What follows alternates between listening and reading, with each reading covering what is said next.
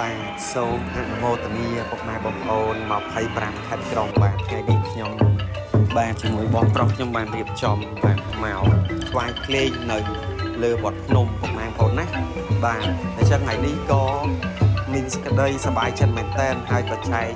ទិកសលផលបុណ្យបាទដែលកូនចៅបានធ្វើនេះសូមទៅដល់ពុកម៉ែបងប្អូន25ខេត្តក្រុងនិងបាទបងដែលនៅតាមបណ្ដោយបាទបងកងទ័ពបាទដែលនៅតាមការពីព្រំដែនសូមមកឈ្នះអស់មានសត្រូវគ្រប់ទិសទីណាពុកម៉ែបងប្អូនណាបាទអញ្ចឹងហើយខ្ញុំបានក៏សូមអរគុណដល់ពុកម៉ែបងប្អូនដែលបាន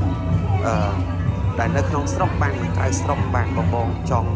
យកបានមកលេងវត្តភ្នំរមណីយដ្ឋានយើងអាចអញ្ជើញមកបានបាទឥឡូវការរៀបចំគឺល្អមែនតើបាទមានស្ដាប់ធ្នាប់ល្អហ៎បាទអញ្ចឹងបងនៅឯនាយសមុទ្របាននៅក្រៅស្រុកនិងក្នុងស្រុកបាទអាចអញ្ជើញមកដល់បានបាទអញ្ចឹងវីដេអូនេះខ្ញុំមានតែប៉ុណ្្នឹងទេដែលបានចិត្តសទ្ធាជ្រះថ្លាបាទในការធ្វើបុណ្យក្នុងថ្ងៃនេះបាទខ្ញុំបានក៏សូមអរគុណសូមជម្រាបលាបាទ